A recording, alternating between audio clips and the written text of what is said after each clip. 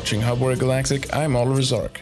In tonight's report, we investigate growing trash piles around Stanton. But first, Imperial news.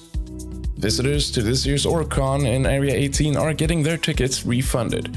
Organizers say the state of the landing zones around Stanton and the recently frequent connection drops with Spectrum services have caused them to postpone the event. We're not canceling, but we're postponing until we hear from Spectrum's technical department that their services are stable enough for ORGCON to run smoothly and connect properly with all its attendees.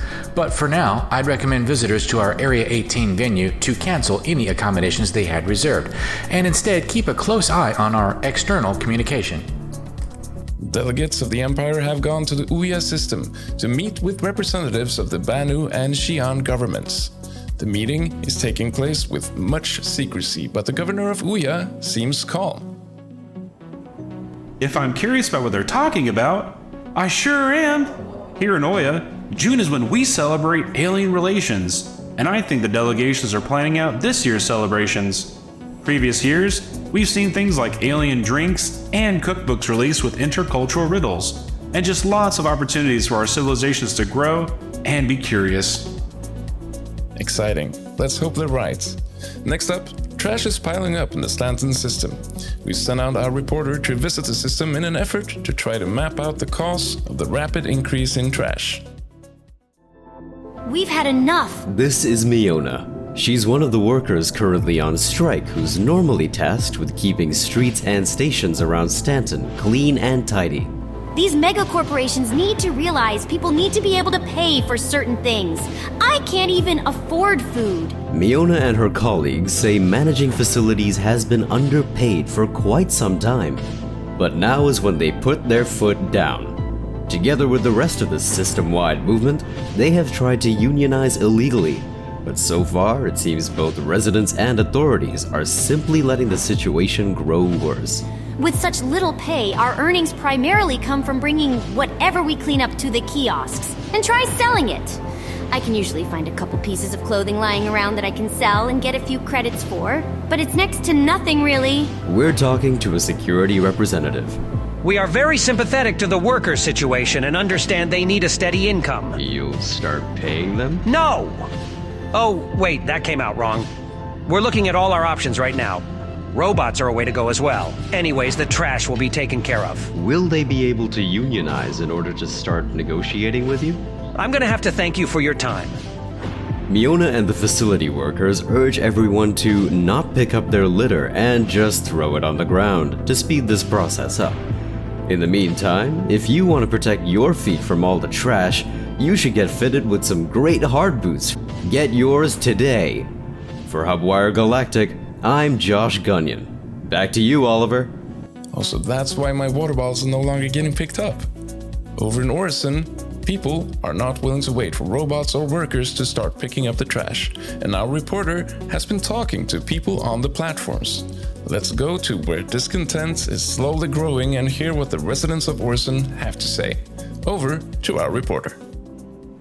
People here in Orson are used to life being easy, calm, and smelling of well-tended gardens. But with facility workers refusing to work, problems that at first glance might seem small are growing bigger, especially after Drake sponsored the IAE back in November. Every day it's getting worse. Sure, the ground is littered with bottles and wrappers, but the real trash is in the sky. Corsairs, cutters, vultures. From my bedroom window I can almost smell the oil and bad hygiene. Yuck. Most people we've talked to out here seem to be under the impression that Microtech made a mistake by letting Drake host the IAE satellite event here in Stanton, and now Orisonians have to pay the price. Though, I suspect people in our corp are just used to everything smelling of pollution. And let's not even talk about Microtech. They probably came up with some new thing where looking poor, dirty and broken is a fad or whatever. I gotta say, before you go though, this stinks. People, please, pick up your trash. You've got a job, remember? Do you want to keep it? Entitled brats or residents that have had enough? You decide. In Orson, residents have started a petition to ban the IAE from Stanton. However, Planet authorities are not too worried about the situation. These things happen, and these are the same people that didn't bat an eye when the Ninetales attacked Inspiration Park a few months back. However, the promenade was kept clean, so they had nothing to complain about. For PUGH ROY Galactic, I'm Simon Wolf. Sounds like I'm not visiting Orson for quite some time. Now, over to sports. The Intergalactic Championship of Zero-G Arena Combat is heating up, with teams from across the galaxy vying for the top prize. The championship, which this year is held on Spider Station in the Pakkrat system, have had some problems with pirate gangs raiding team transports.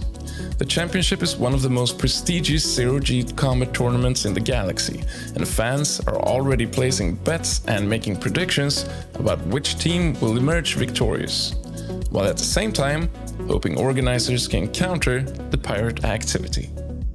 That's all we had tonight. I'm Oliver Zark, and you are wiser than yesterday.